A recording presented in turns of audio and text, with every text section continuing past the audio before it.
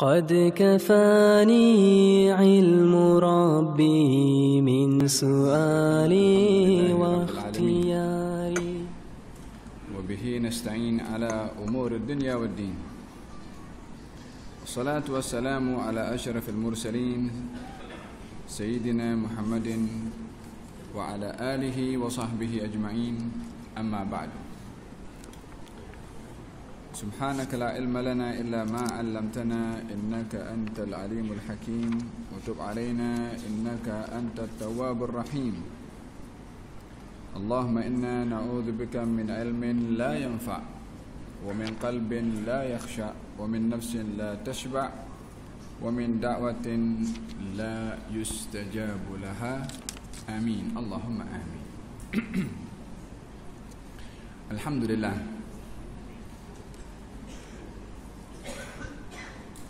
kita berada di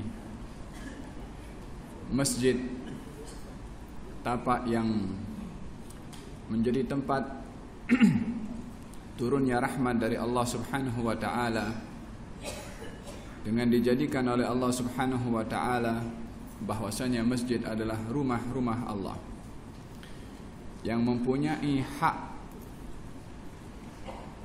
kepada umat Islam, terlebih khusus kepada mereka yang berjiran dengan masjid, untuk memakmurkan rumah Allah Subhanahu wa taala. Innama ya'muru fi buyutin adzinallahu an turfa'a wa yudhkara fiha ismuh. Di rumah-rumah Allah yang diizinkan untuk dirafa', diangkat di dalam rumah Allah. Yusabbihu lahu fiha bil ghudwi wal asal rijalun la tulhihim tijaratun wala bai'un an dzikrillah. Bertasbih, memuji, mensucikan Allah Subhanahu wa taala di dalamnya pagi dan petang, yakni berterusan. Golongan manusia yang tidak dilalaikan oleh perniagaan dan jual beli mereka. Rumah Allah mempunyai hak kepada mereka yang berjiran secara khasnya dan kaum muslimin secara amnya. Hak masjid, hak rumah Allah adalah dimakmurkan. Memakmurkan rumah Allah adalah dengan membina masjid. Memakmurkan rumah Allah adalah dengan mengadakan pengisian aktiviti ibadah di dalam masjid. Kedua-dua perkara itu adalah bahagian daripada memakmurkan bumi dengan ibadah kepada Allah Subhanahu wa taala. Baginda Rasulullah sallallahu alaihi wa ala alihi wa sahbihi wasallam bersabda di dalam hadis, Basyiril masyaina fi dhulami ilal masajidi bin nuri tami yawmal qiyamah.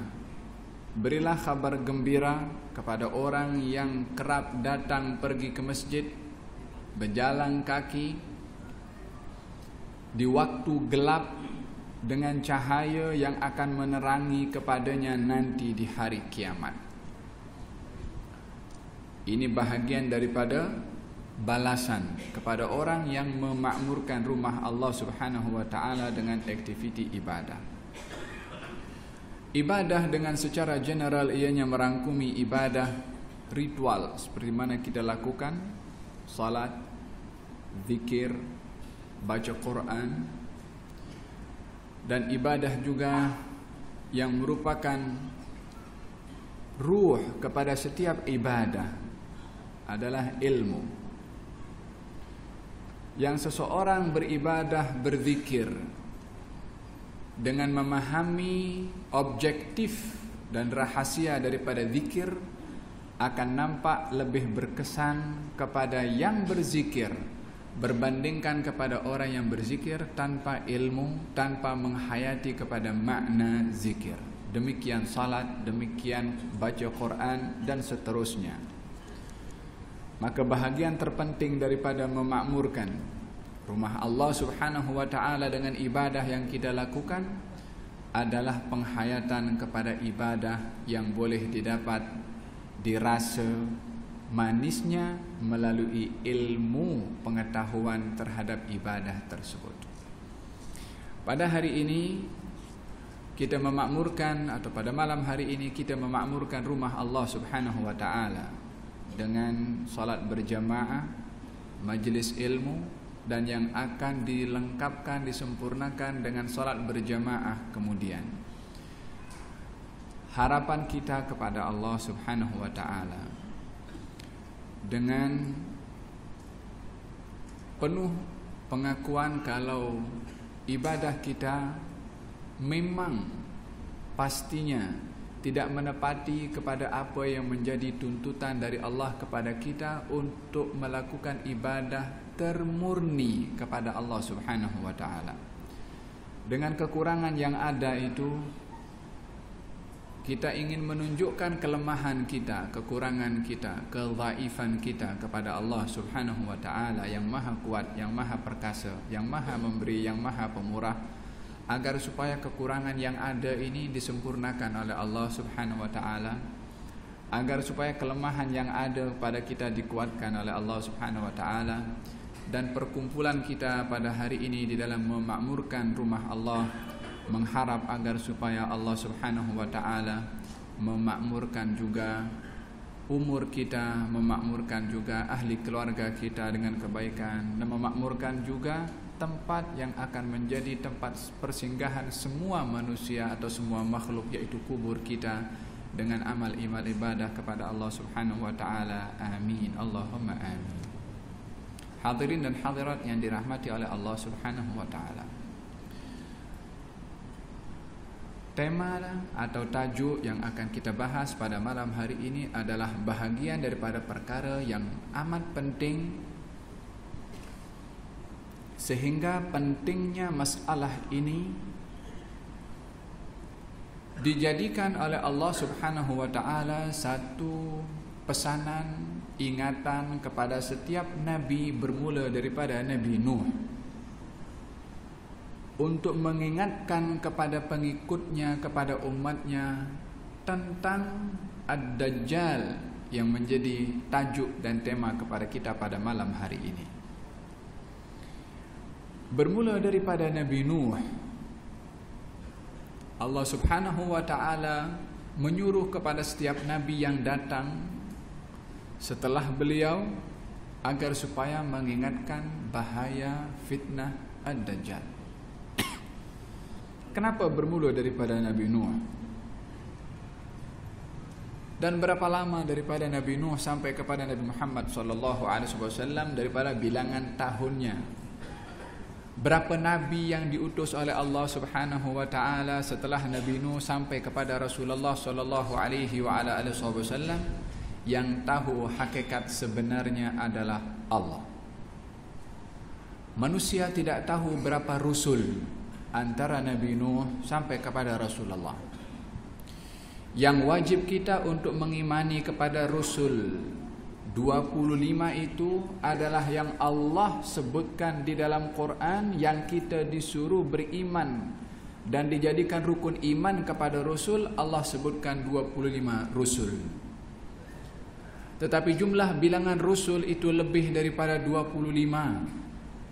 Sebahagian mengatakan 300 jumlah bilangan Rusul.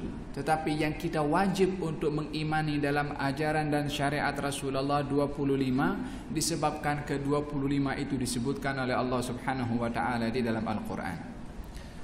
Tetapi bukan berarti hanya mereka 25 Rusul sahaja yang diutus oleh Allah. Jumlah Rusul lebih daripada 25. Allah Subhanahu, ini belum lagi Nabi.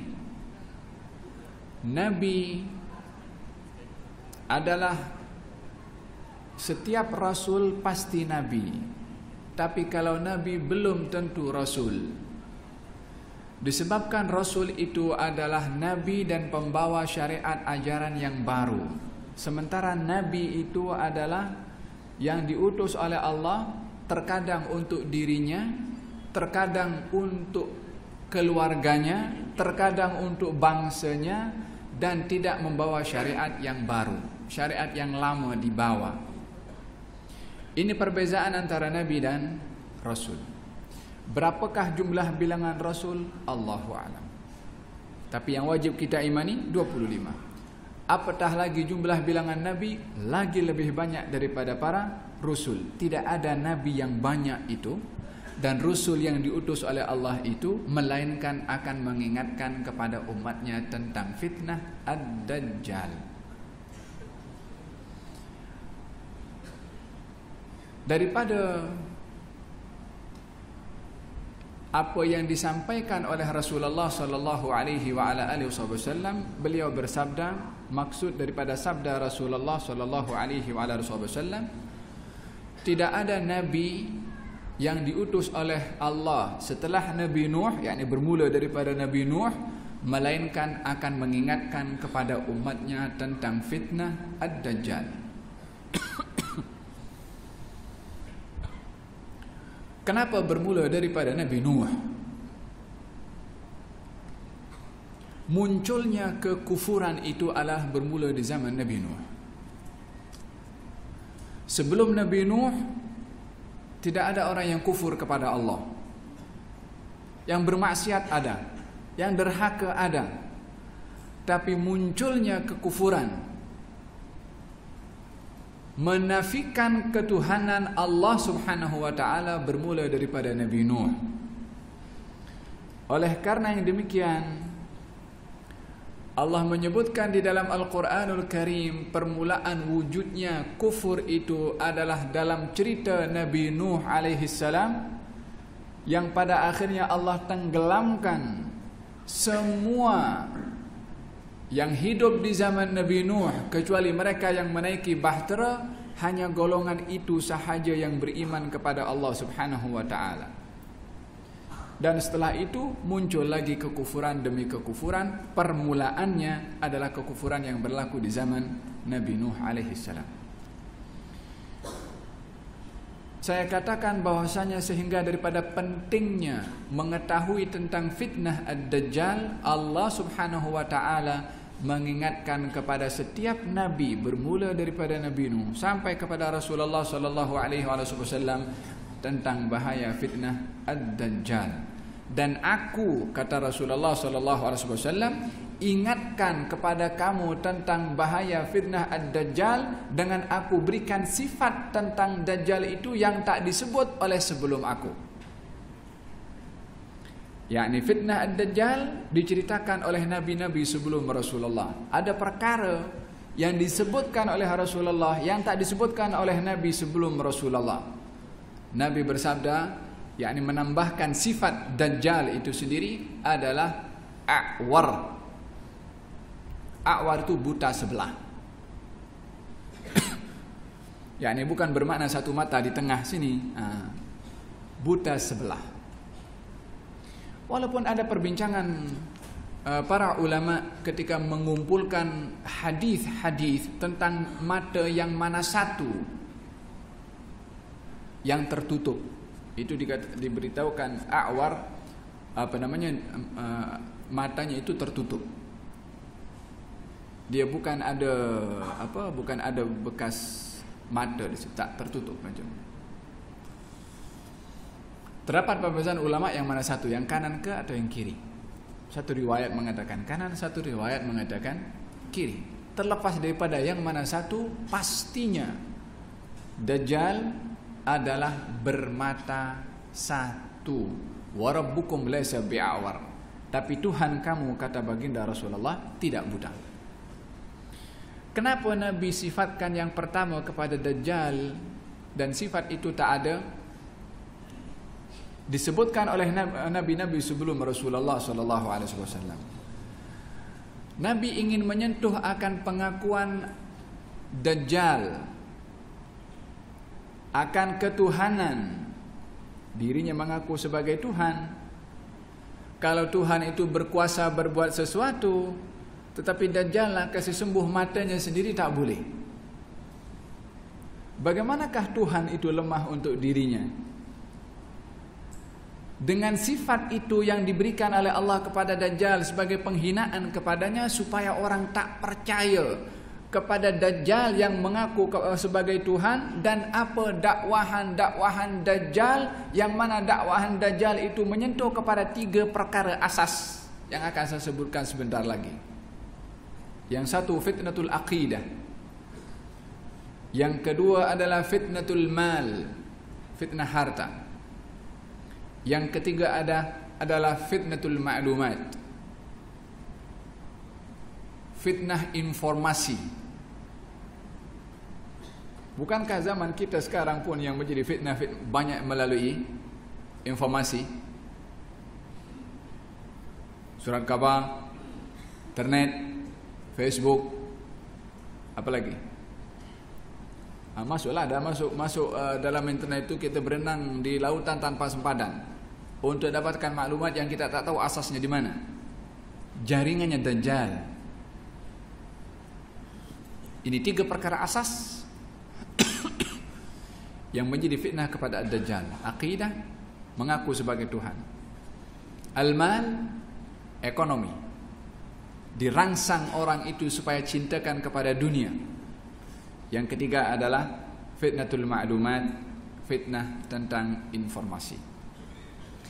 Kembali kepada apa yang dikatakan dan disabdakan oleh Rasulullah sallallahu alaihi wasallam tentang bahaya fitnah ad-Dajjal yang diingatkan oleh setiap nabi kepada umatnya, sehingga baginda Rasulullah sallallahu alaihi wasallam yang amat mengasihi kepada umatnya dan mengingin dengan sifat ar-rauf dan ar-rahim, yakni ar-rauf mendatangkan kebaikan untuk umatnya, ar-rahim adalah menjadi pencegah kepada keburukan berlaku kepada umatnya.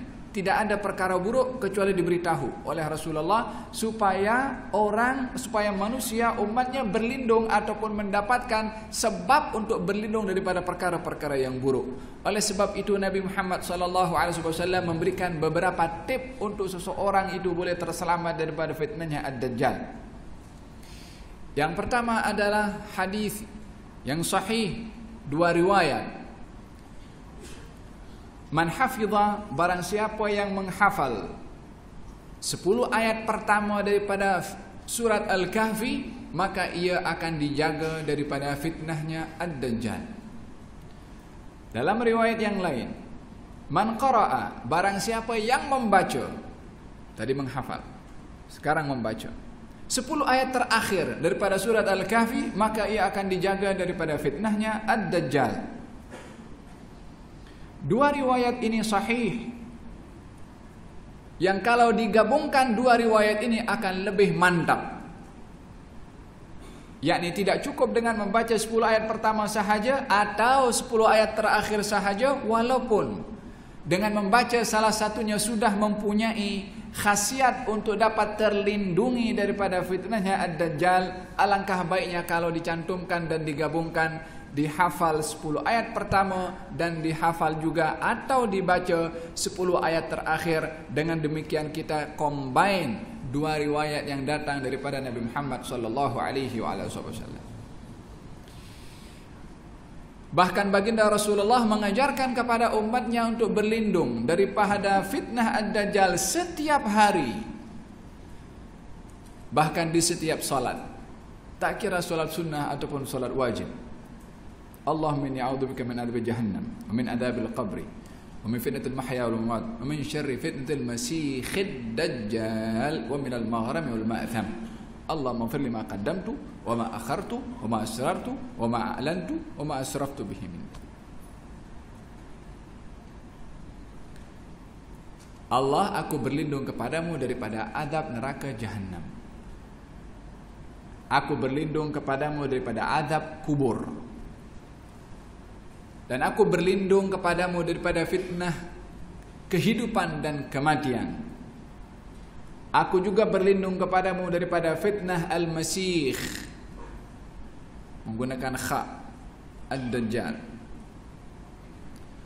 Gelaran ad-Dajjal, al-Masih dan juga al-Masih. Ha dengan kha, al-Masihid Dajjal, al-Masihid Dajjal. Kita juga Gelaran kita juga memahami kalau gelaran Al-Masih juga ada kepada Nabi Isa.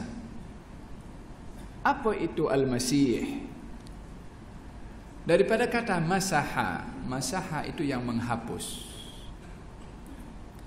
Kalau orang dikatakan masahal arda, arda itu bumi, masaha itu menghapus, artinya tidak ada satu tapak di muka bumi ini kecuali sudah dipijak oleh orang itu. Nabi Isa alaihissalam termasuk Nabi yang berkeliling berdakwah di atas muka bumi ini, dan tidak ada setiap tempat melainkan sudah pernah dihampiri oleh Nabi Isa untuk berdakwah, yang ada penghuninya di situ. Ad-Dajjal pun sama. Cuman bezanya Nabi Isa mengajak kepada kebenaran dan hidayah. Dajjal mengajak kepada kesesatan dan kepada kemungkaran. Tapi dia akan pusing. Dia bukan diam. Dia akan berkeliling. Hanya 2 tempat saja yang tak akan dimasuki oleh Dajjal, Makkah dan Madinah. Dan berusaha untuk memasuki ke Baitul Maqdis yang akhirnya berhadapan dengan Nabi Isa. Nanti insyaAllah saya jelaskan. Itu kenapa Dajjal diberi nama Al-Masih. Adapun Al-Masih, masakha itu yang diubah daripada bentuk wujud aslinya. Yang dimaksudkan adalah yang kebiasaannya orang itu mempunyai 2 mata. Ad-Dajjal diubah daripada bentuk original manusianya, yaitu matanya adalah tertutup sebelah, maka dikatakan Al-Masih.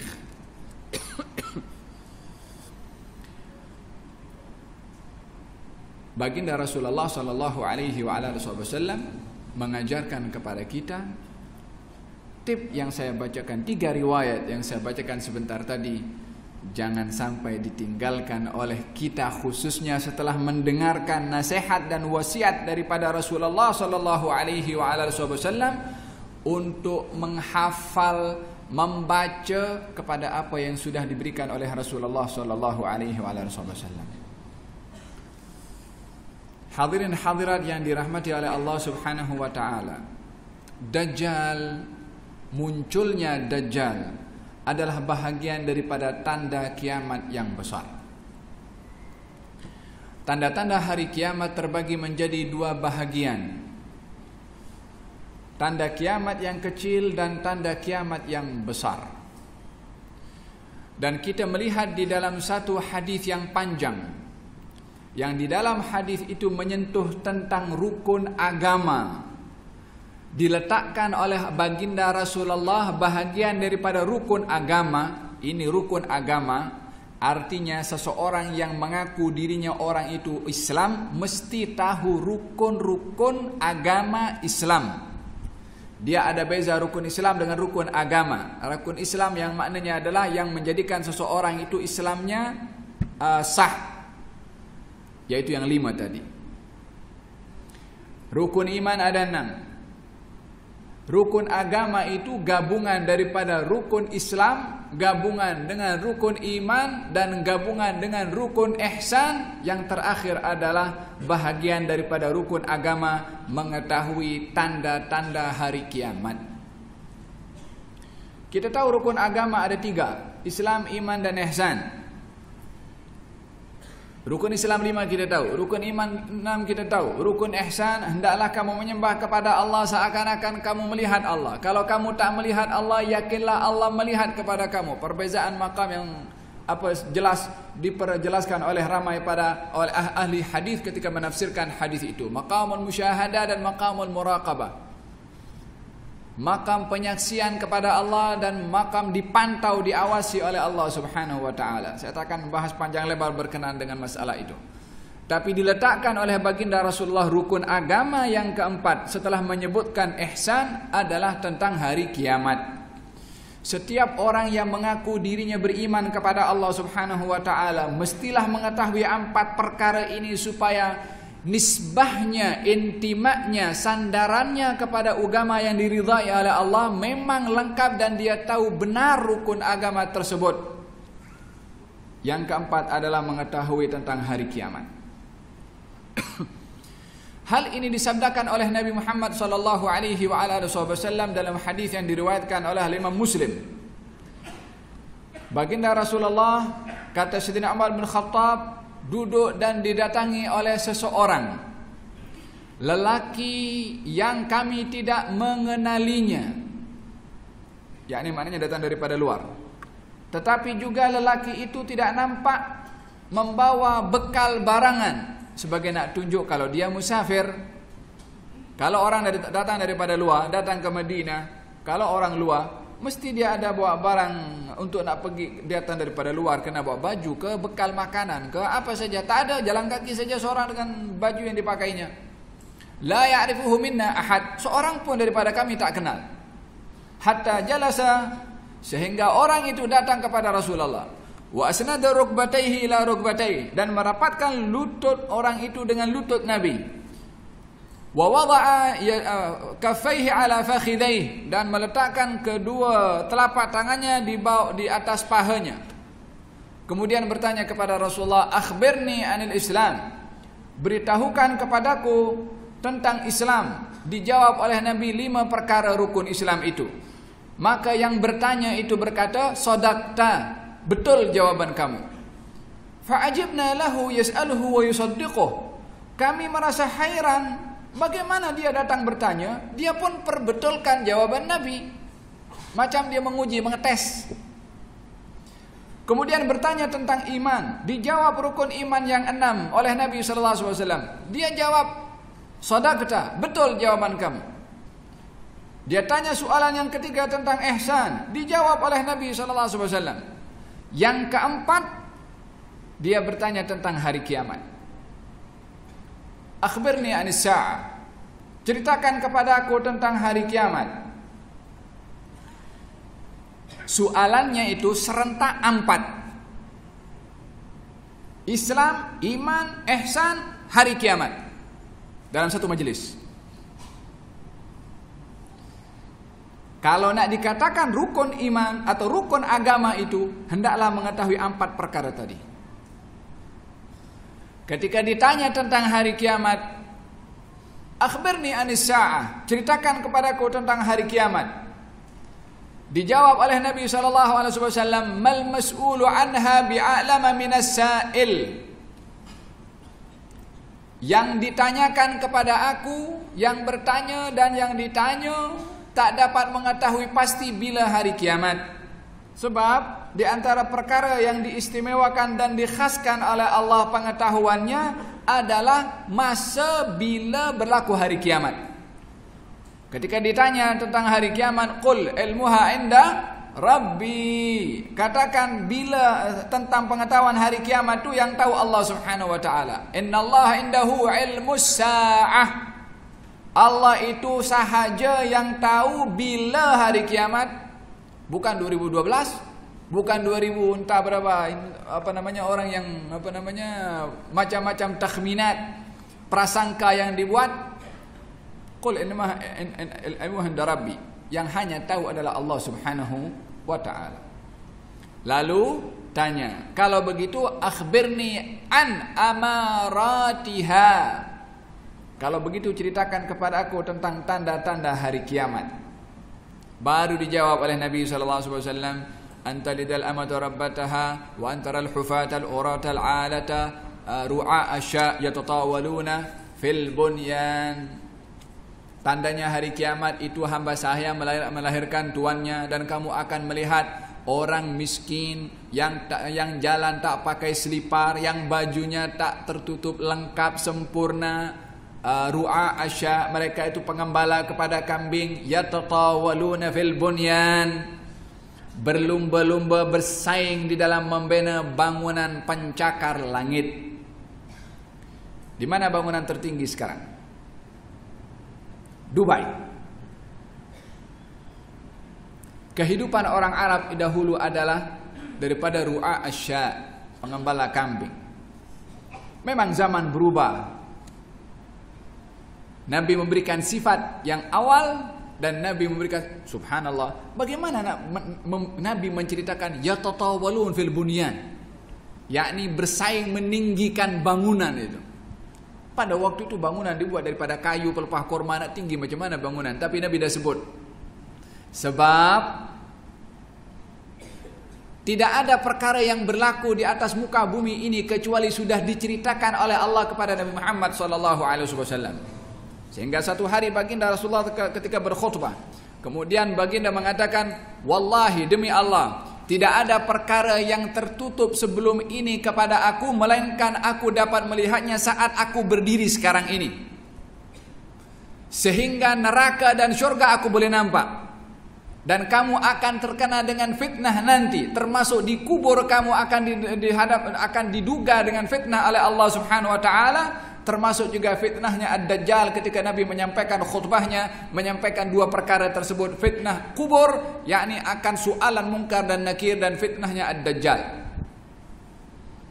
Nampak jelas di hadapan Rasulullah, screen jelas diberitahukan oleh Allah Subhanahu wa taala tentang perkara yang sudah, yang sedang, dan yang akan berlaku, sudah diceritakan oleh Nabi Muhammad SAW. Sehingga dalam khutbahnya pada pagi itu beliau berkhutbah, panjangnya khutbah itu sampai zuhur. Beliau berdiri menyampaikan khutbah. Zuhur salat, selepas zuhur sambung balik khutbah sampai asar. Asar berhenti salat asar, sambung khutbah sampai maghrib. Tak berganjak as-sahabah, kata as-sahabah mengatakan tidak ada yang perkara-perkara yang sudah, yang sedang, dan yang akan berlaku, melainkan pada waktu beliau berkhutbah tu sudah diceritakan oleh Nabi SAW. Sebahagian daripada kami ada yang ingat, sebahagian yang satu ingat yang lain, yakni semuanya tak boleh nak menghafal khutbah daripada A sampai Z, tapi dilengkapkan. Aku dengar cerita waktu Nabi cerita tentang ini, yang satu ingat yang ini, yakni macam-macam. Karena khutbahnya panjang. Tidak ada perkara yang akan berlaku kecuali sudah diceritakan oleh Nabi Muhammad SAW. Maka kata baginda Rasulullah, kita menceritakan tentang akhir zaman, daripada tanda-tanda hari kiamat. Dalam hadis itu disebutkan tanda-tanda hari kiamat yang kecil sahaja oleh Nabi SAW. Setelah orang itu datang bertanya, dan akhirnya dijawab semua oleh Nabi, 4 soalan. Ya, 4 soalan. Islam, iman, ihsan, hari kiamat. Dalam satu majlis itu ditanyakan oleh Jibril kepada Nabi Muhammad SAW. Maka seseorang hendaklah tidak merasa cukup dalam pengetahuannya tahu tentang rukun Islam sahaja.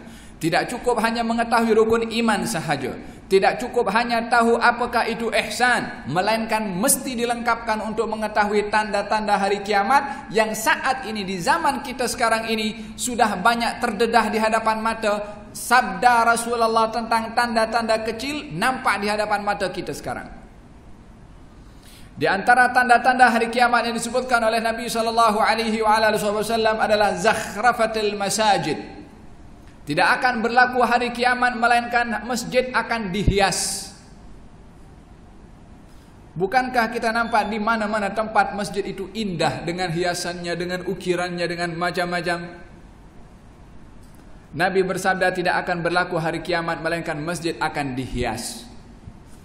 Tidak berlaku hari kiamat kecuali ramai orang yang alim meninggal dunia, atau ilmu akan diangkat. Ilmu diangkat yang dimaksudkan adalah ramainya ulama yang meninggal dunia. Tidak berlaku hari kiamat kecuali masa itu akan semakin cepat, yakni perjalanan waktu sehari, seminggu, sebulan, setahun adalah cepat. Kita hari ini boleh rasa Ramadan tahun lepas dengan Ramadan yang akan datang masih baru macam beberapa hari yang lalu. 24 jam kita keluar daripada rumah pergi kerja, balik tak terasa dah petang nak balik kerja dah. Waktu cepat. Tanda-tanda hari kiamat adalah ramainya al-ma'azif, alat-alat musik yang tersebar di mana-mana. Kita pun melihat. Di antara tanda-tanda hari kiamat adalah jumlah bilangan perempuan lagi ramai daripada laki-laki. Saat ini bukan hanya di sini saja, tapi di Barat negara perempuan lagi lebih banyak daripada laki-laki. Bangunan yang pencakar langit kita melihat di mana-mana. perjalanan peredaran masa akan semakin membuktikan apa yang sudah disabdakan oleh Rasulullah 14 abad yang lalu tentang hampirnya hari kiamat setelah munculnya tanda-tanda yang besar. Nabi bersabda, "Bu'istu ana was-sa'atu kahatain." Saya diutus oleh Allah Subhanahu wa taala, antara saya dengan hari kiamat adalah kahatain. Nabi merapatkan antara jari telunjuk dengan jari tengah macam ni. Di manakah jaraknya? Ini saja. Kenapa Nabi tak kata macam ni? Nak menunjukkan hampirnya sangat hari kiamat dengan diutusnya Nabi Muhammad sallallahu alaihi wasallam. Walaupun sudah 14 abad, tapi tetap itu dekat. Demikian kata baginda Rasulullah sallallahu alaihi wasallam, dan alamat yang paling jelas akan hampirnya hari kiamat diutusnya Rasulullah, sebab Nabi bersabda, "Saya diutus antara saya dengan kiamat macam ni." Yakni rapat sangat. Jibril setelah bertanya 4 soalan itu, yang 4 soalan itu adalah soalan daripada Jibril yang ditanyakan kepada Rasulullah, yang pada hakikatnya soalan itu adalah pertanyaan kepada semua orang yang beriman kepada Rasulullah, para sahabat, tabi'in, termasuk kita yang hadir dalam masjid ini. 4 soalan: Islam, iman, ihsan, dan hari kiamat. Maka setelah Jibril itu pergi, Nabi bertanya kepada Sayyidina Umar, "Tahukah kamu siapa tadi yang datang?" Kata Sayyidina Umar, "Allah dan Rasulnya yang tahu." Nabi bersabda, "Itu adalah Jibril atakum yu'allimukum dinakum." Itu tadi yang datang, Jibril. Apa tujuannya? Mengajarkan kamu. Kamu, siapa kamu? Itu sahabat. Sahabat saja ke? Takkan sahabat perlu belajar, kita tak belajar? Kita lebih wajib untuk belajar. Atakum yu'allimukum, datang untuk mengajarkan kamu urusan agama kamu. Di mana? 4 soalan tadi. Islam, iman, ihsan, dan juga hari kiamat. Walaupun di dalam hadis itu dinyatakan tanda-tanda kiamat yang kecil, di dalam hadis yang lain pun Nabi menceritakan tanda-tanda kiamat yang besar. Salah satu tanda kiamat yang besar adalah tajuk yang kita bahaskan adalah yaitu fitnah ad-dajjal. Yang lain adalah Ya'juj dan Ma'juj. Kemudian terbitnya matahari daripada sebelah barat.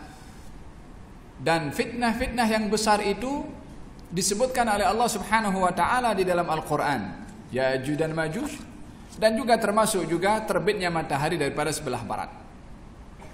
Tetapi Dajjal tak disebut secara clear. Tidak ada sebutan dalam Al-Quranul Karim tentang Dajjal. Yang lain ada, Ya'juj dan Ma'juj ada. Terbitnya matahari daripada barat. Tapi Dajjal tak ada. Kenapa tak disebutkan oleh Allah Subhanahu wa taala tentang Dajjal yang begitu dahsyat fitnahnya untuk menjaga daripada kemurnian Al-Quranul Karim dan hinanya itu Ad-Dajjal, sehingga Allah tak mahu menyebutkan secara langsung di dalam Al-Quranul Karim untuk menyebut nama Ad-Dajjal yang merupakan fitnah terbesar kepada umat Islam. Walaupun fitnah Ya'juj dan Ma'juj adalah merupakan satu fitnah yang besar juga, akan tetapi tidak sebesar daripada fitnahnya Ad-Dajjal, yang mana Ya'juj dan Ma'juj hanya merosakkan perkara yang zahir sahaja, tapi Dajjal menyentuh tentang akidah. Dajjal menyentuh tentang keimanan seseorang. Dajjal adalah makhluk yang mengaku dirinya Tuhan, mempunyai kelebihan yang dijadikan fitnah oleh Allah Subhanahu wa taala. Ke atas kelebihan itu yang dapat menipu dan memalsukan kepada orang-orang untuk beriman kepada Ad-Dajjal.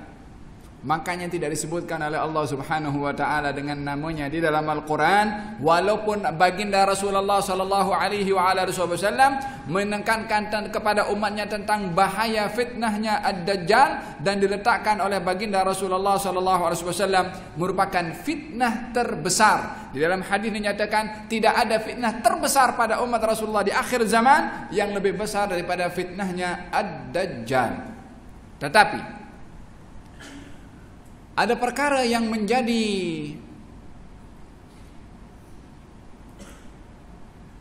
penyelaras, penyedia kepada banyaknya pengikutnya Ad-Dajjal daripada manusia.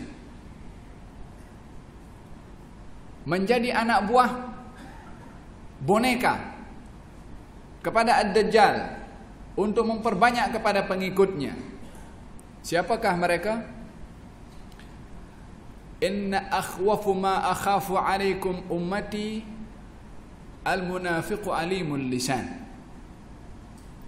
Yang aku takutkan, yang kekhawatiran dan ketakutan aku itu adalah menyamai kepada kekhawatiran bahaya fitnahnya Dajjal kepada manusia adalah al-munafiq alimul lisan.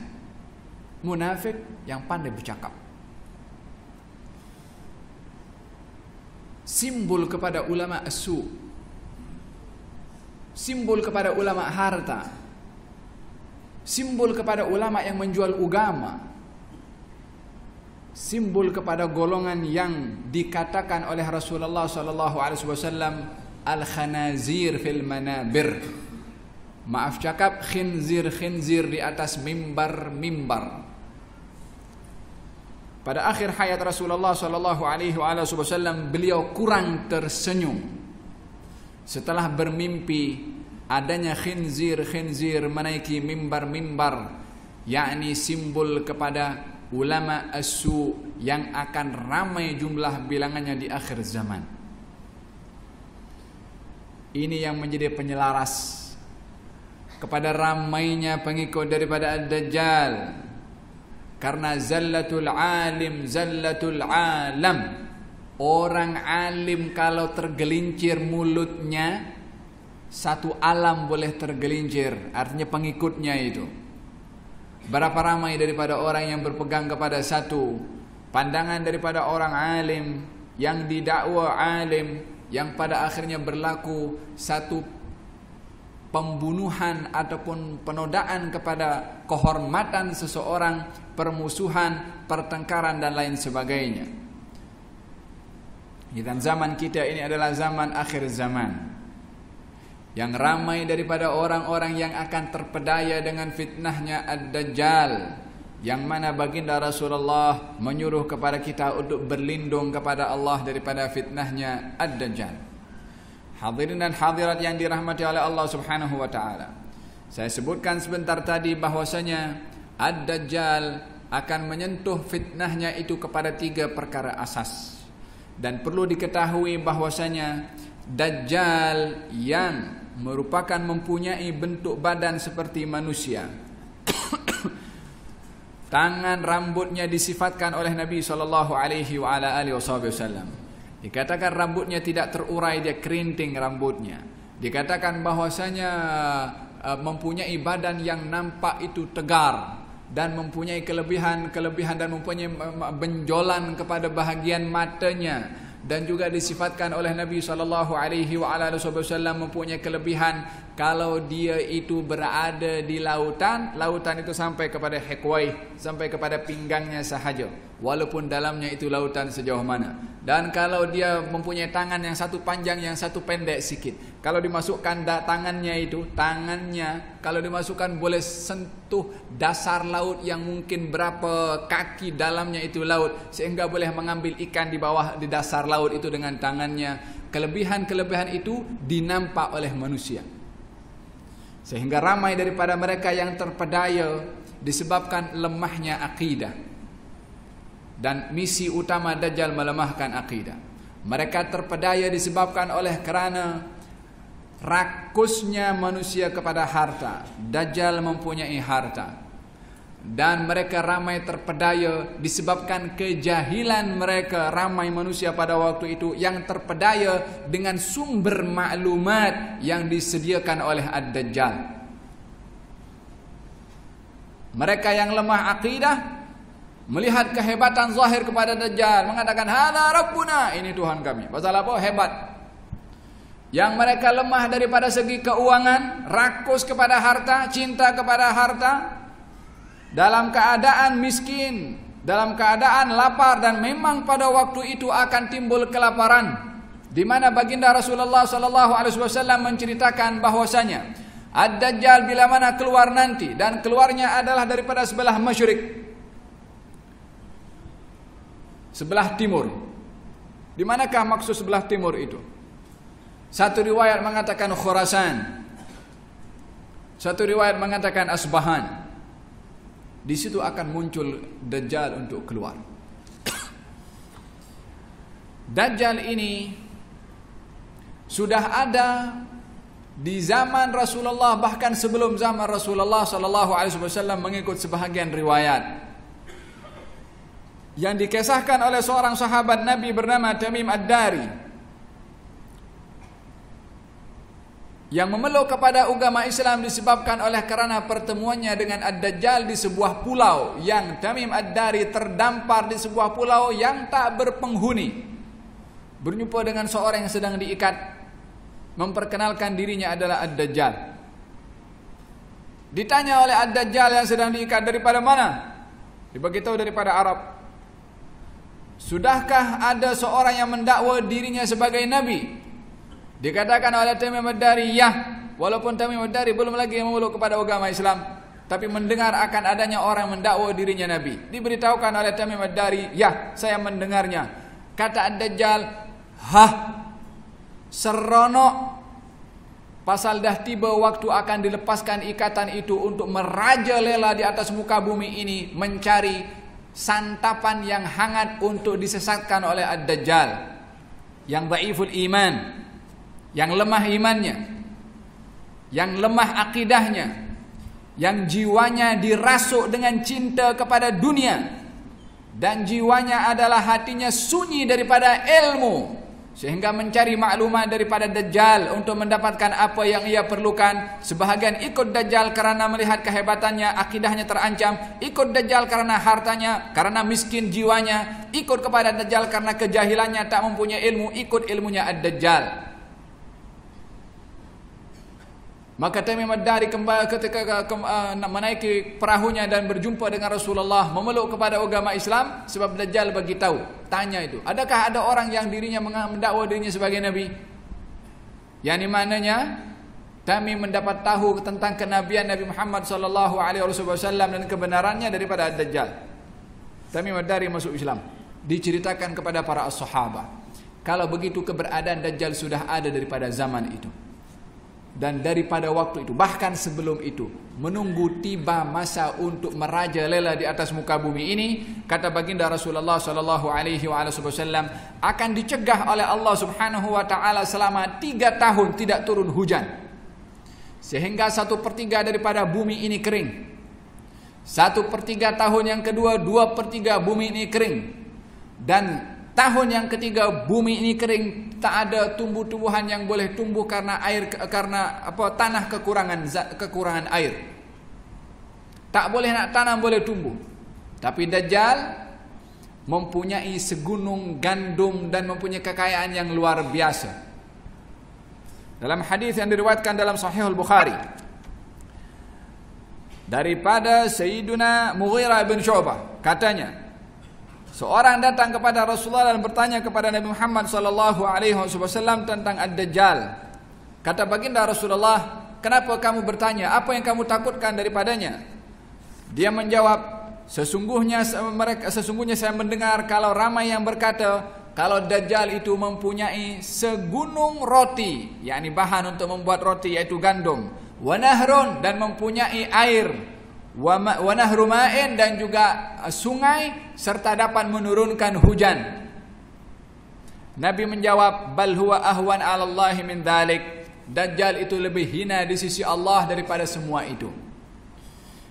Artinya, di musim 3 tahun itu yang tiada turun hujan, bumi ini kering daripada tumbuh-tumbuhan, manusia kelaparan. Manusia yang diancam dengan kematian, yang tidak tahan menghadapi dugaan, maka didatangi oleh Ad-Dajjal. Kalau kamu nak makan, kamu kena mesti beriman kepada saya, diberikan makanan. Dikatakan kepada langit, wahai langit turunlah hujan, awan akan turunkan hujan. Sungai yang mengalir, kalau disuruh sungai itu berhenti, sungai itu berhenti.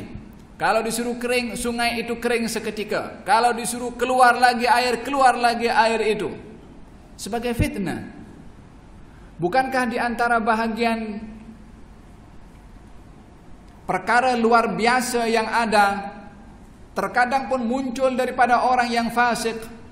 Terkadang perkara luar biasa itu adalah menjadi istidraj, menjadi fitnah dan dugaan kepada orang itu sendiri dan juga kepada orang lain.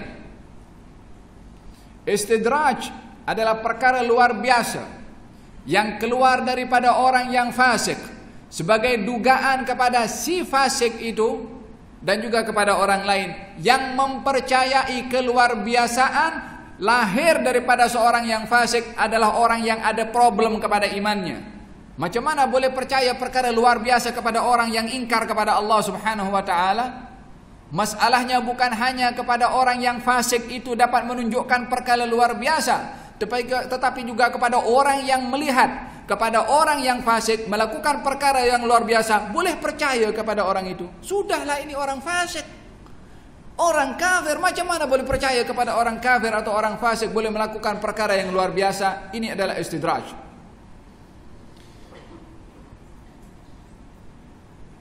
Oleh karena demikian, dua malaikat yang diutus oleh Allah ke bumi ini untuk mengajarkan ilmu sihir, yang diajarkan ilmu sihir, tapi penghujungnya innama nahnu fitnatun fala takfur.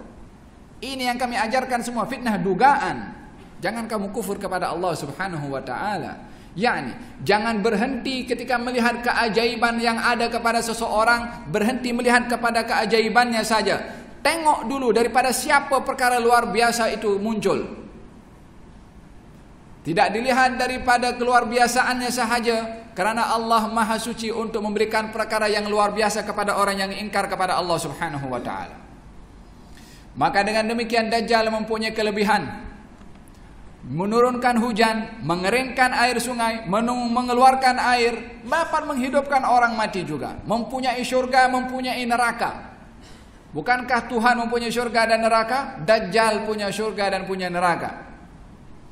Sehingga salah seorang daripada umat Nabi Muhammad sallallahu alaihi wasallam yang ketika mendengar kepada adanya Ad-Dajjal, dia mengatakan, saya akan membuktikan kebenaran sabda Rasulullah sallallahu alaihi wasallam tentang Ad-Dajjal ini dan saya akan pergi kepadanya untuk bunuh kepadanya.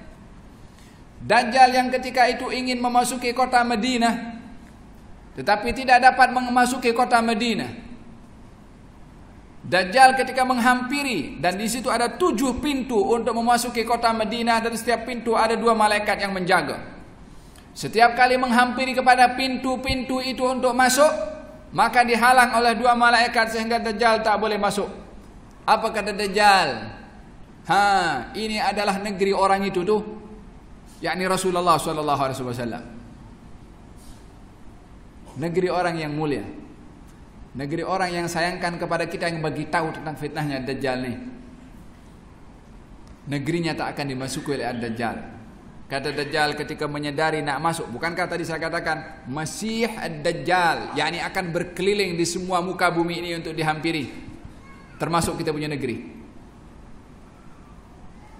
Tidak ada yang akan tertinggal daripada untuk disinggahi oleh Ad-Dajjal. Tapi jaringannya dibuat sekarang dulu, supaya bila mana dia datang dah ready. Tak akan datang Dajjal ke sebuah tempat kecuali jaringannya sudah begitu kuat di setiap tempat. Termasuk di Madinah, termasuk di Mekah. Hanya Dajjal tak punya kuasa nak masuk karena Allah Subhanahu wa taala hantarkan malaikat untuk menjaga di kota Madinah dan kota Mekah. Bukan karena jaringannya tak masuk, jaringannya masuk. Tapi Allah nak menjaga kesucian kota Mekah. Karena itu negeri yang disucikan oleh Allah melalui Nabi Ibrahim, dan menjaga kota Madinah karena kekasih Allah ada di situ. Tak akan dipijak bumi yang ada di situ orang yang amat disukai oleh Allah Subhanahu wa taala, yaitu Rasulullah, untuk dipijak oleh kaki orang yang amat dibenci oleh Allah Subhanahu wa taala. Dijaga oleh Allah Subhanahu wa taala. Sehingga pada akhirnya nak pergi Baitul Maqdis dan di situ berhadapan dengan Nabi Isa alaihissalam dan berperang dan dibunuh oleh Nabi Isa di Baitul Maqdis. Dan kekuasaan Ad-Dajjal, orang itu yang datang kepada Dajjal mengatakan, aku akan buktikan kebenaran Rasulullah SAW. Jumpa dengan Ad-Dajjal, pertama kali jumpa, tengok matanya buta sebelah, asyhad anna Rasulullah sadaq. Betul Nabi Muhammad SAW. Saya yakin sekarang ini dengan benarnya sabda Rasulullah. Setelah melihat orang yang dikatakan oleh Rasulullah buta sebelah, aku nampak dengan mataku sendiri. Ya ayuhan nas, wahai manusia, ingatlah ini adalah pendusta Dajjal yang diberitahukan oleh Rasulullah. Pengikut-pengikut Dajjal pun tangkap dia, nak dibunuh. Berita sampai kepada Dajjal. Kata Dajjal, biarkan dia bawa sini. Sampai kepada Dajjal. Kata Dajjal, atu'min bi? Kamu beriman kepada saya? Dia kata tidak beriman. Kalau aku tunjukkan kepada, kata Dajjal, kalau aku tunjukkan kepada kamu, aku dapat menghidupkan orang mati dan mematikan orang yang hidup. Kalau aku tunjukkan kepada kamu, aku boleh menghidupkan orang mati. Adakah kamu akan beriman? Adakah kamu akan mendustakan? Dia kata tidak. Yakni Dajjal penipu, maka ditipu juga oleh orang yang saleh itu. Dajjal bunuh satu orang, dikatakan disembelih ataupun diletakkan itu geraji, dibagi menjadi dua. Lalu dihidupkan balik oleh Dajjal. Kata orang yang saleh itu, hari ini aku semakin yakin kalau kamu adalah pendusta yang diberitahukan oleh Rasulullah. Sebab Nabi bagi tahu punya kuasa, boleh menghidupkan orang mati, kata Nabi SAW. Waktu ditanya, kalau aku tunjukkan kepada kamu, aku menghidupkan orang mati, adakah kamu akan ingkari? Dia kata tidak. Yani tidak akan mengingkari bahwasanya Nabi pernah bagi tahu kalau Dajjal memang akan boleh menghidupkan orang mati. Setelah ditunjukkan oleh Dajjal, yang dipercayai oleh orang itu sabda Nabi, sebab Nabi bersabda melalui lisan. Praktikalnya dia tak nampak. Tapi setelah dibuktikan oleh Dajjal, kata orang itu, aku semakin tak pernah aku memantapkan keyakinan aku setelah aku tahu daripada Rasulullah berita tentang kamu, kecuali hari ini aku semakin yakin. Live depan mata engkau boleh hidupkan orang mati. Tak boleh ada orang hidupkan mati kecuali Allah Subhanahu wa taala. Allah Subhanahu wa taala sahaja yang muhyi dan mumit. Yang dilakukan oleh Dajjal adalah perkara tipu belaka, dan Nabi SAW sudah pun memberitahukan. Orang itu pun dibawa oleh Dajjal, geram oleh Dajjal lah. Dibawa orang itu ingin diletakkan di mana, di satu tempat, dan ingin disembelih. 3 kali digerakkan macam ni dengan pisau, tak boleh. Allah menjaga kepada pisau itu untuk melukai leher orang yang dia mempercayai hadis Nabi Muhammad SAW. Itu pisau tak boleh kena. Kali pertama tak boleh, kali 2 tak boleh, kali ketiga tak boleh, kali keempat pun juga Allah meletakkan, jadikan leher ini macam itu tembaga yang kuat. Jadi macam itu besi itu kena kepada besi juga. Akhirnya kata Dajjal, campakkan ke neraka. Kata baginda Rasulullah SAW, kamu bila mana terjumpa dengan Ad-Dajjal,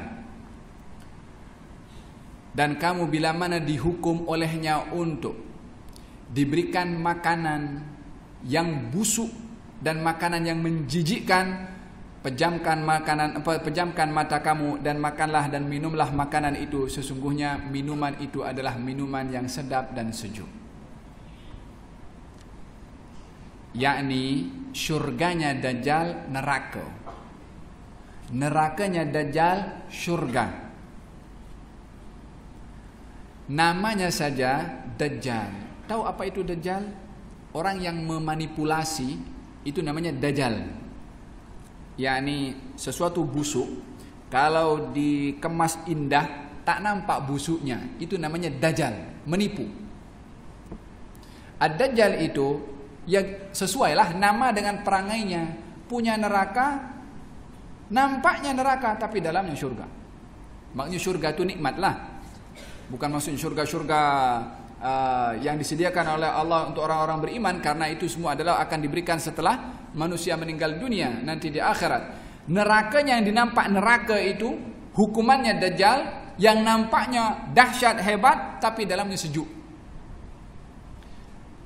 Dajjal memanipulasi, yang sedap di situ ada hukuman, yang nampak hukuman di situ terletak kelezatan.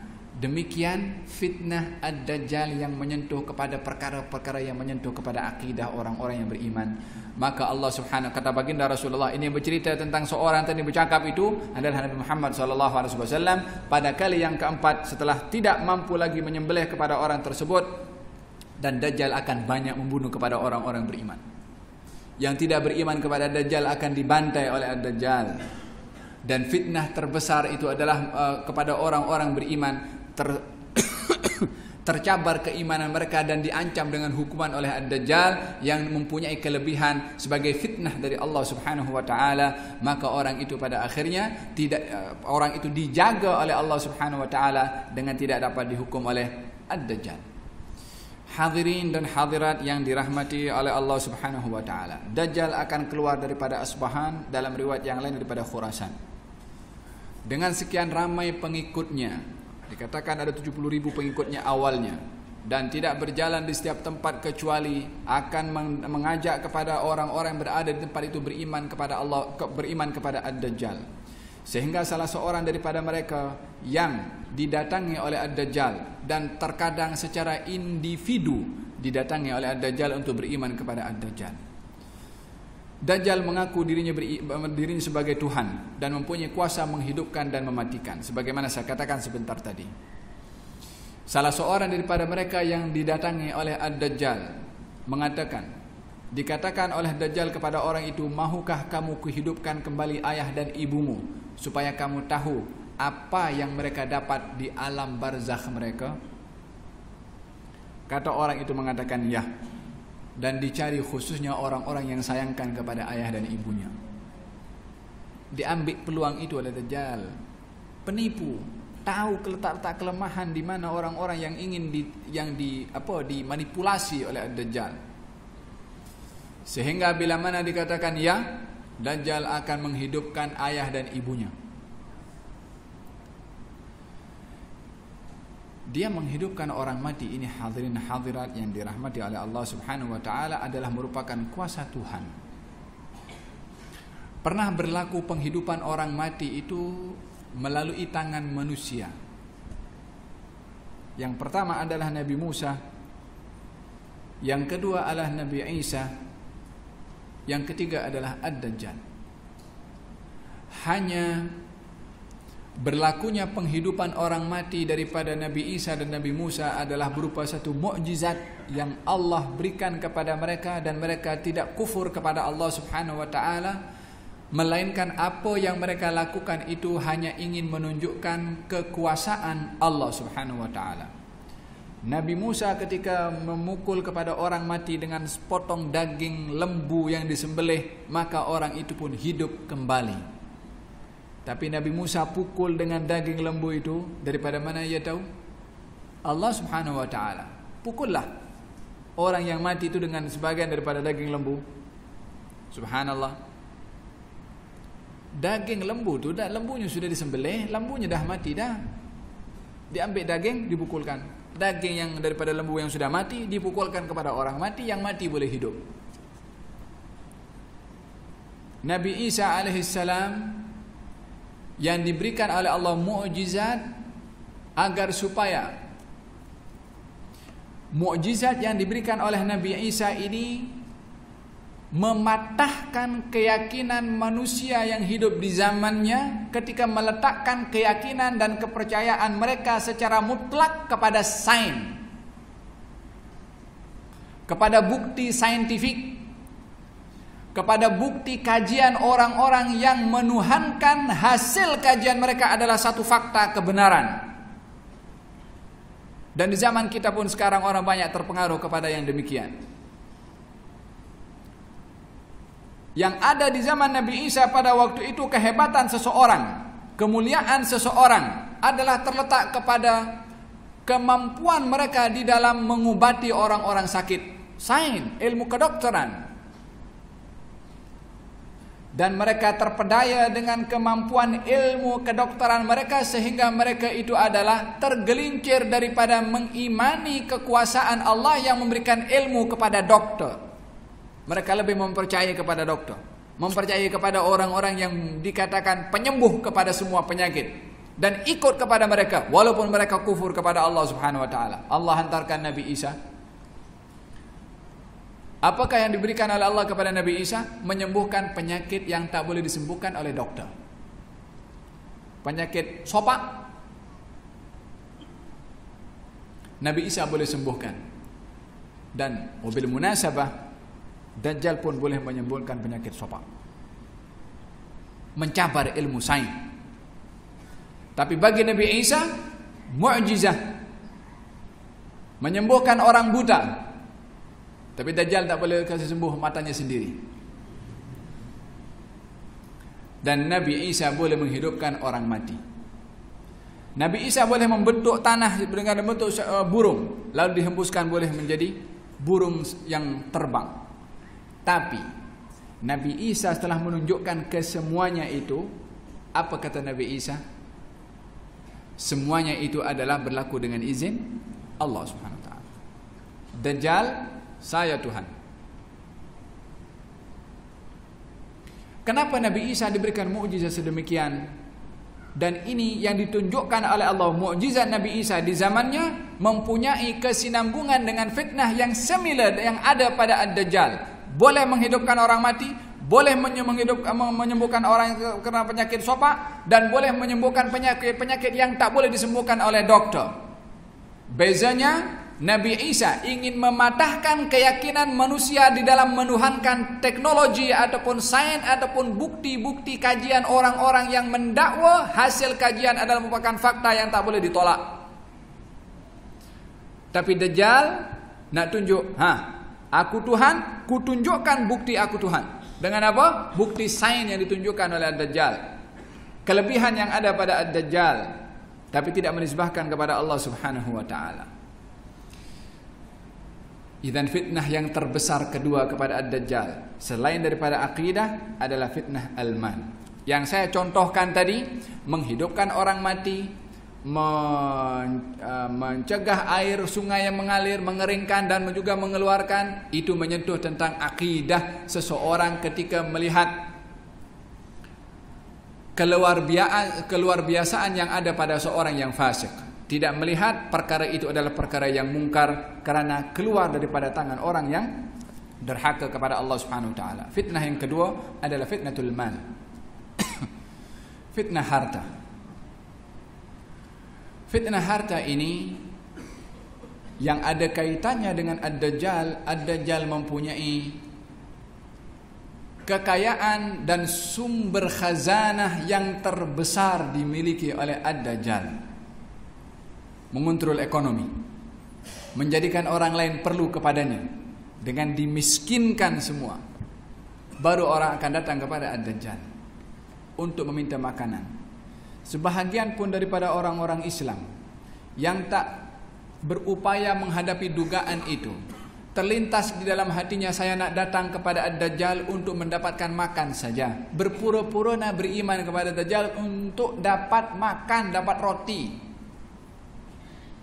Pada 3 tahun yang saya katakan sebentar tadi, di saat bumi ini adalah kering tanpa ada tumbuh-tumbuhan, maka sebahagian daripada mereka beriman untuk makan.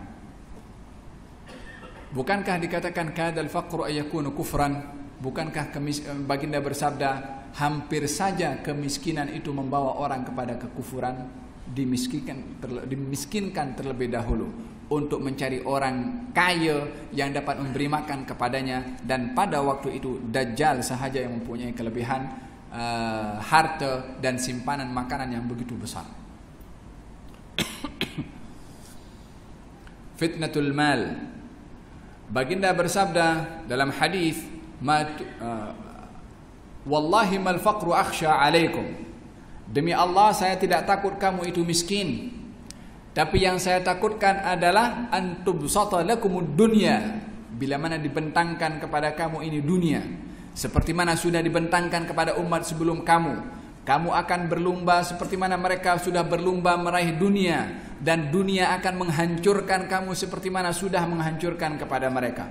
Yang seseorang bila mana diduga dengan kemiskinan, mudah untuk menjual bukan marwahnya, tapi agamanya dijual yang lebih berharga daripada marwah. Ini orang yang dia lemah imannya kepada Allah Subhanahu wa taala, yang diduga rakus kepada dunia. Seseorang yang dia terkena penyakit hubbud dunia ini adalah pada penghujungnya apapun, bukan hanya marwah, agama pun akan dijual, menunjukkan kelemahan iman yang ada pada orang tersebut. Fitnah yang kedua kepada Ad-Dajjal adalah fitnatul mal, fitnah harta. Yang ketiga adalah fitnah sumber maklumat. Dengan banyaknya orang-orang alim yang benar meninggal dunia, ramai daripada masyarakat yang jahil. Kejahilan ini adalah merupakan satu sifat haus kepada otak untuk mendapatkan ilmu. Tetapi bila mana seseorang itu haus dan minum minuman yang salah, maka tidak akan menghilangkan kehausan yang ada pada dirinya, bahkan boleh mengelirukan atau merosakkan kepada dirinya. Manusia yang ramai pada waktu itu jahil mencari sumber maklumat daripada Ad-Dajjal. Disebabkan Ad-Dajjal dapat memberitahukan perkara-perkara yang gaib. Ad-Dajjal dapat memberitahukan perkara-perkara yang dapat dibuktikan nyata oleh orang itu saat itu juga. Di antaranya sebagaimana saya katakan tadi, dalam menghidupkan orang mati, Ad-Dajjal akan menghidupkan orang mati, lepas itu suruh beritahu kepada anaknya. Yang dihidupkan tadi orang tuanya. Berkata kepada anaknya, wahai anakku, aku sudah lebih dahulu daripada kamu mati, aku mendapati aku berada dalam agama yang tidak benar, padahal orang tuanya Islam. Jangan kamu ikut kepada agama yang aku anuti sebelum ini. Maka anak itu terpedaya dan ikut kepada agamanya Ad-Dajjal. Yang dihidupkan oleh Dajjal itu bukan ibu bapa sebenar, jin yang menyerupai, jin pengikut Dajjal, syaitan pengikut Dajjal menyerupai kepada ibu bapa orang itu, sehingga memberitahukan kalau dirinya adalah berada pada agama yang batil. Maka anak itu pun terpedaya. Sebab apa anak itu terpedaya? Jahil, tak punya ilmu, dapat ilmu daripada Ad-Dajjal. Bagaimana boleh percaya daripada Ad-Dajjal yang pendusta, namanya saja Ad-Dajjal? Macam mana boleh percaya kalau bukan karena kejahilan orang itu? Syekh Abdul Qadir Al-Jailani satu hari dia berjalan di waktu malam, maka dia melihat cahaya daripada langit. Cahaya itu agak terang menerangi kepada Syekh Abdul Qadir Jailani.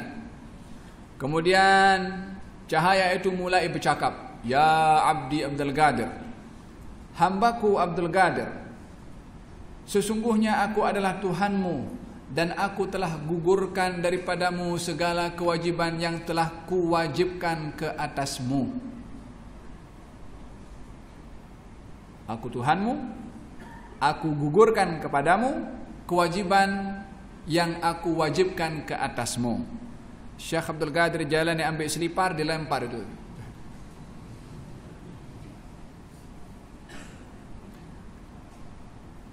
Kalau orang zaman sekarang tengok cahaya daripada atas, ini malaikat ini. Aku disayang, ada macam-macam. Binalah sangkaan, takwilat yang ada dalam fikiran kita itu dengan fondasi ilmu. Jangan membina kesimpulan dalam otak itu di atas prasangka ataupun di atas takwil juga. Khayal dibina di atas khayal. Apa nak jadi? Jangan tertipu dengan perkara yang nampak perkara luar biasa kalau tidak ditimbang dengan neraca ilmu agama. Ini neraca ilmu agama yang dibawa oleh Rasulullah menimbang segala sesuatu. Nampak perkara mengajaibkan di hadapan mata, kalau bercanggah dengan ajaran yang dibawa oleh Rasulullah adalah perkara yang dusta, batil, walaupun perkara itu luar biasa. Apa yang lebih membuktikan lebih jelas lagi perkara luar biasa itu ada kepada Ad-Dajjal, menghidupkan orang mati, kemudian menurunkan hujan, menumbuhkan tumbuh-tumbuhan. Perkara luar biasa. Tapi Dajjal, apa yang lebih membuktikan adanya perkara luar biasa boleh keluar daripada penyihir, seorang yang black magic, ikut mempelajari ilmu hitam, bergantung kepada syaitan. Tapi berapa ramai orang yang percaya kepada hal-hal yang sedemikian? Kenapa? Karena melihat perkara luar biasa. Ini tahu apa aku buat.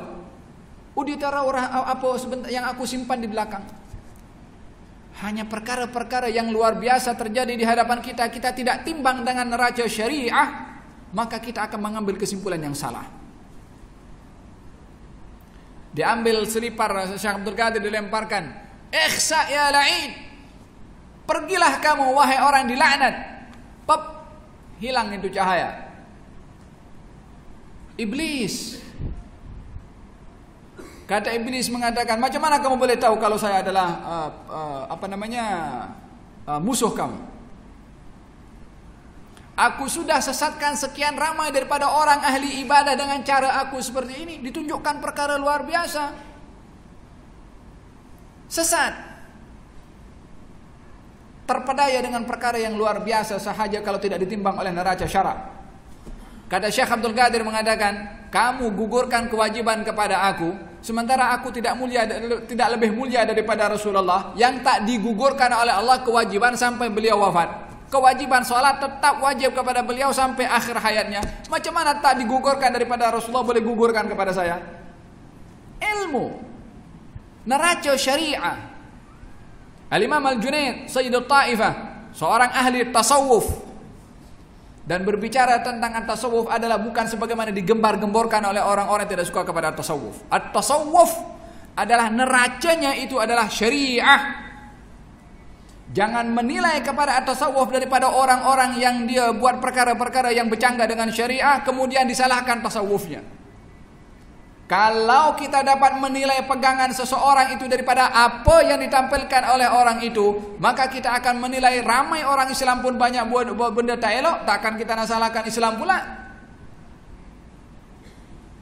Ini Al-Imam Al-Junaid, Sayyidut Ta'ifah, imam kepada seluruh ramai ahli at-tasawuf di zamannya. Dia mengatakan, kalau kamu tengok orang boleh terbang di atas awan dan boleh berjalan di atas air lautan, tidak tenggelam, kalau perbuatannya bercanggah dengan syariat Rasulullah SAW, fa'lam annahu kadzdzab.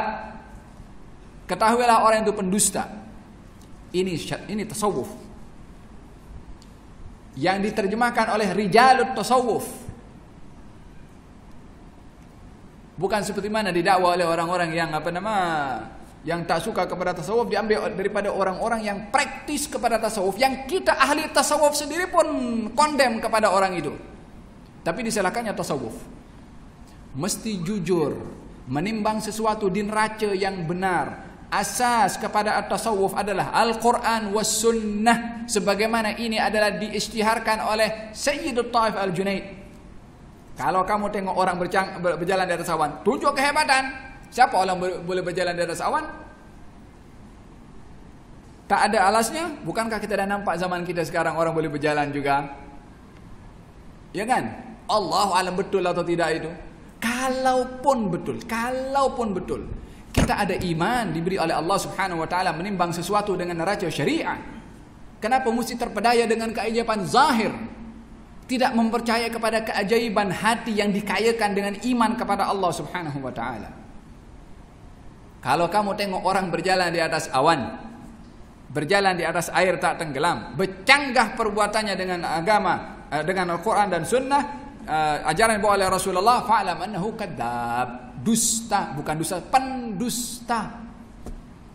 Kita pun tengok orang yang berbuat kebanyakan itu adalah orang-orang yang fasik. Mungkin pun orang tidak beriman kepada Allah Subhanahu wa taala. Berapa ramai orang terpedaya, pergi pun juga minta tolong kepada dia. Idzan ad-dajjal mempunyai jaringan itu untuk mengacau dan mengelirukan orang-orang yang diajak untuk beriman kepadanya melalui sumber maklumat. Di zaman kita sekarang jaringan yang paling kuat kepada dajjal adalah internet ini. Ya kan? Kita duk percaya, ambil maklumat daripada siapa? Allahu a'lam. Yang penting ada tulis internet, kita percaya. Berita media.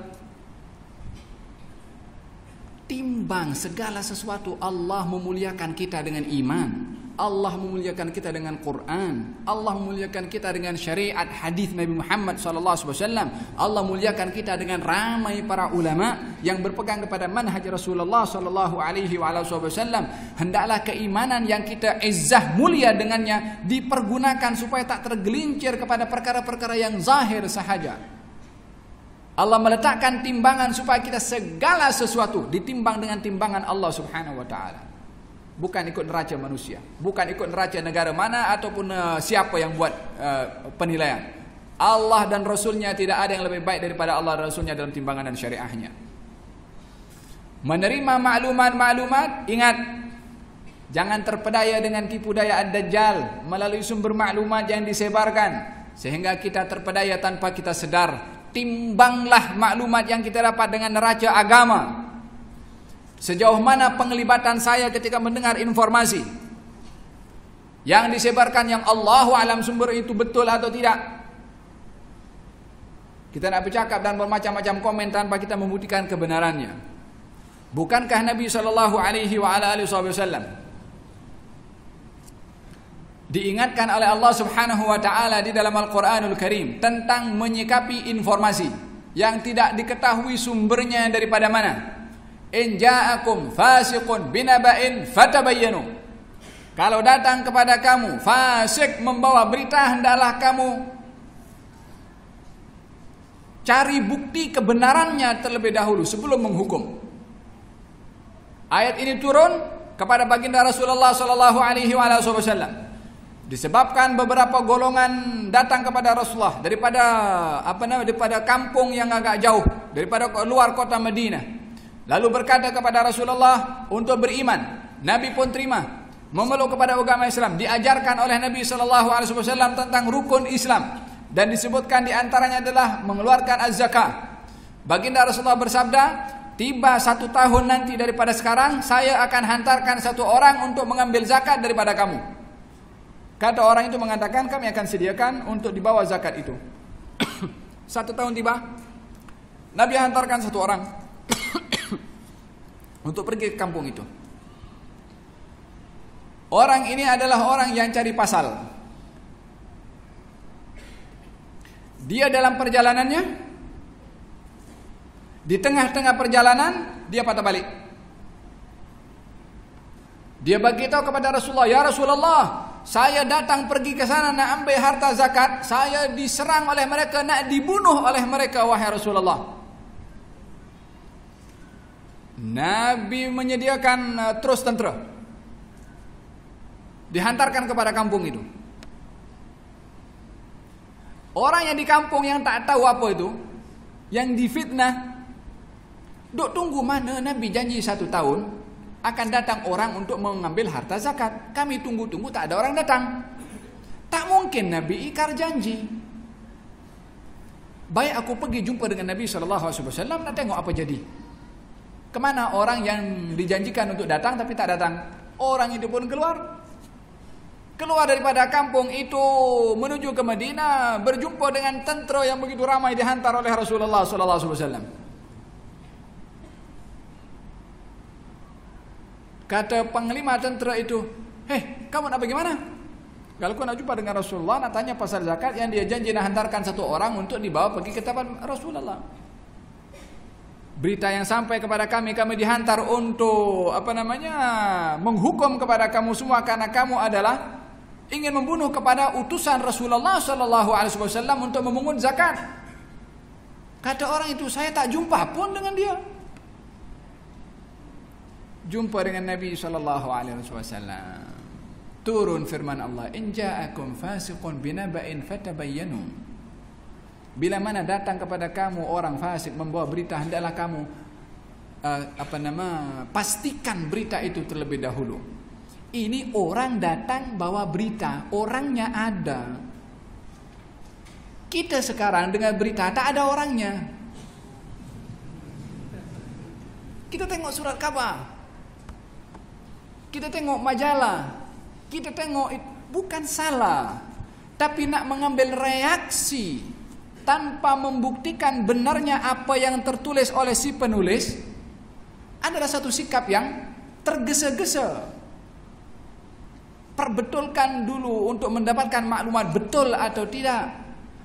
Dan kebiasaan orang yang sudah dimanjakan terpedaya dengan informasi seperti ini, berapa ramai orang yang terpedaya sehingga melakukan perkara yang tidak tahu. Idan jaringannya ad-Dajjal yang ketiga adalah sumber maklumat. Hadirin hadirat yang dirahmati oleh Allah Subhanahu wa taala, waktu sudah melebihi daripada yang diberikan, tapi alhamdulillah penghujung daripada apa yang ingin saya sampaikan di sini adalah fitnah ad-Dajjal merangkum kepada 3 perkara tadi yang pada akhirnya ad-Dajjal ketika sudah putus asa nak memasuki kota Makkah dan kota Madinah, Dajjal pergi ke Baitul Maqdis dan ditunggu oleh Nabi Isa alaihissalam di Baitul Maqdis. Dalam pagar Baitul Maqdis itu ada pintu, disitulah Nabi Isa akan turun dan akan keluar untuk berhadapan dengan ad-Dajjal yang pada akhirnya Dajjal akan dibunuh oleh Nabi Isa alaihi wa ala nabiyina afdhalus salatu wassalam setelah berjaya menyesatkan ramai daripada orang-orang yang beriman awalnya kepada Nabi Muhammad sallallahu alaihi wasallam, apatah lagi yang tidak beriman. Dan setelah itu adalah akan berubah keadaan bumi ini dengan dipenuhi dengan kebenaran dan kebaikan, yang akhirnya muncul fitnah-fitnah yang berikutnya, yaitu Ya'juj dan Ma'juj, adanya dabbah yang melata di atas muka bumi ini, yang pada akhirnya terbit matahari daripada sebelah barat, yang kemudian tidak ada orang yang beriman kecuali akan dihantarkan angin oleh Allah Subhanahu wa taala untuk mencabut nyawa dan ruhnya, sehingga tidak ada lagi di atas muka bumi ini orang-orang yang beriman kepada Allah. Allah pun tidak akan disebut lagi oleh orang-orang yang ada di akhir zaman itu. Al-Quran akan diangkat oleh Allah. Kata baginda Rasulullah, orang yang hidup di akhir zaman yang berlaku kepada mereka hari kiamat, hum syirarun nas, orang yang paling buruk nasibnya. Kata baginda Rasulullah sallallahu alaihi wasallam. Mudah-mudahan Allah Subhanahu wa taala jaga kita, selamatkan kita, lindungi kita, ahli keluarga kita, anak, cucu, cicit, keturunan kita daripada fitnahnya ad-Dajjal. Bila mana ad-Dajjal sudah tiba waktunya untuk dikeluarkan oleh Allah Subhanahu wa taala, tak seorang pun daripada kita kecuali dijaga, dilindungi oleh Allah Subhanahu wa taala. Tapi kena ambil sebab 3 perkara yang saya sebutkan tadi, 10 ayat Al-Kahfi yang pertama atau yang terakhir, atau doa yang diajarkan oleh Nabi untuk dibaca setiap kali kita selepas daripada salat, selepas tahiyat yang terakhir, berlindung kepada Allah Subhanahu wa taala daripada fitnahnya Dajjal. Apakah doa itu? Balik rumah, beli kitab Al-Azkar, cari doa yang ada dalam setelah doa tasyahud yang terakhir, doa berlindung kepada Allah daripada fitnahnya ad-Dajjal. 3 perkara itu lazimkan diri. Mudah-mudahan Allah Subhanahu wa taala jaga kita daripada fitnah ad-Dajjal, lindungi iman kita, tidak terpedaya akidah kita dengan dirangsang perkara-perkara yang luar biasa berlaku di hadapan kita, kecuali kita meyakinkan segala perkara yang berlaku tidak akan berlaku kecuali dengan izin Allah Subhanahu wa taala. Mudah-mudahan hati kita makmur dengan iman kepada Allah Subhanahu wa taala, jiwa kita makmur dengan keyakinan akan kekuatan Allah Subhanahu wa taala, dan hati kita ini dikayakan dengan berserah kepada Allah Subhanahu wa taala. Dan moga-moga Allah Subhanahu wa taala kayakan hati kita dengan Allah Subhanahu wa taala, kayakan jiwa kita dengan Allah, tidak terpedaya dengan dunia, kecintaan kepada dunia dijadikan oleh Allah Subhanahu wa taala dunia ini berada di tangan kita dan bukan berada di hati kita. Bahkan yang dijadikan di dalam hati kita ini adalah akhirat, yaitu kecintaan kepada apa yang disediakan oleh Allah Subhanahu wa taala di akhirat. Mudah-mudahan Allah Subhanahu wa taala berikan kepada kita rahmat dan barakah, maghfirah, pengampunan dan bantuan dari Allah Subhanahu wa taala, dijaga oleh Allah daripada segala bala, fitnah dan bencana yang mengancam akidah, yang mengancam hati kita dan yang mengancam kepada maruah kita. Moga-moga Allah Subhanahu wa taala jaga kita, berikan keberkatan kepada umur kita, diangkat oleh Allah Subhanahu wa taala bala dan fitnah yang berlaku kepada kaum muslimin di timur dan di barat. Ya Rabbal Alamin, kami mengadu kepada Engkau akan keadaan umat Islam yang bertelaga sesama mereka. Ya Allah, mereka adalah hamba-hambamu yang beriman kepadamu. Sesungguhnya mereka lebih mulia berbandingkan kepada orang-orang yang tidak beriman kepadamu. Ya Allah, sempurnakanlah mereka dan kita semua dalam keimanan kita kepada Engkau ya Rabbal Alamin, untuk Engkau satukan hati ini dengan kasih mengasihi, sebagaimana ini adalah menjadi teras persaudaraan yang telah Engkau jadikan perhubungan antara kami dengan orang-orang yang beriman. Ya Allah, turunkan kedamaian kepada negara-negara yang bertelaga dan berperang. Ya Allah, ya Rabbal Rabbal Alamin, turunkan kedamaian kepada mereka, satukan hati mereka, turunkan keamanan kepada mereka ya Rabbal Alamin, ya Rabbal Alamin. Sesungguhnya ramai daripada mereka yang kehausan, kelaparan dan tidak mempunyai kelengkapan dan menghadapi cabaran yang mengancam akidah mereka. Ya Allah, kami memohon di tempat yang Engkau telah anugerahkan kepada kami keamanan dan ketenteraman, agar supaya ketenteraman yang Engkau berikan kepada kami Engkau tambahkan, dan berikanlah ketenteraman dan keamanan juga kepada negara-negara yang sedang bermasalah ya Rabbal Alamin, ya Rabbal Alamin, ya Rabbal Alamin. Jangan Kau biarkan musuh-musuh agama ini mencabik-cabik kaum muslimin, merendahkan kaum muslimin. Jangan Kau biarkan mereka ya Rabbal Alamin untuk menghancurkan hubungan persaudaraan antara kami. Ya Allah, ya Rabbah, ya Ghawthah, sesungguhnya Engkau cintakan akan persaudaraan, jadikan kami orang-orang yang bersaudara. Engkau cintakan kepada orang-orang yang saling tolong-menolong, jadikan kami orang yang sedemikian. Ya Allah, kami beriman kepadamu, kami mohon agar supaya Engkau jaga iman kami sehingga kami berjumpa dengan Engkau dalam keadaan kami beriman dan Engkau terima amal perbuatan kami ya Rabbal Alamin. Allahumma hdina bihudak waj'alna mimman yusharu fi ridak wa la tuwallina waliyan siwak wa la tajalna mimman khalafa amraka wa asak wa hasbunallahu wa ni'mal wakil wa la hawla wa la quwwata illa billahil aliyyil azim. Wa sallallahu ala sayyidina Muhammadin wa ala alihi wasallam. Alhamdulillahi rabbil alamin. Assalamualaikum warahmatullahi wabarakatuh. Mohon maaf atas kelewatan.